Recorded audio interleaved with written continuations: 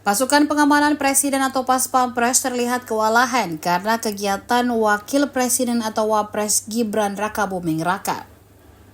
Hal itu terjadi saat anak Jokowi itu mengunjungi korban kebakaran di Kemayoran, Jakarta Pusat pada Rabu 11 Desember 2024. Warga antusias menyambut kedatangan Gibran membuat Paspampres kewalahan. Dalam video yang dibagikan di Instagram, Wapres tampak membagikan susu kepada anak-anak yang mengungsi di SDN 09 Kebon Kosong. Namun warga yang menyaksikan tidak ingin melewatkan momen bertemu dengan Gibran begitu saja. Mereka berdesak-desakan untuk bersuah foto dan bersalaman dengan wakil presiden tersebut. Dalam video itu juga terlihat jelas anggota Paspampres cukup kewalahan.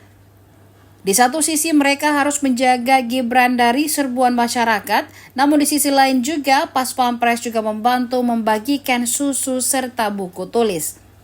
Dilansir Tribun Timur dari Kompas.com, kebakaran sebelumnya melanda pemukiman padat penduduk di Kebun Kosong, Kemayoran pada Selasa 10 Desember 2024. Berdasarkan data BPBD, korban kebakaran mencapai 1.800 jiwa dari 600 kepala keluarga. Polisi masih melakukan penyelidikan terkait penyebab kebakaran, termasuk dugaan korsleting listrik.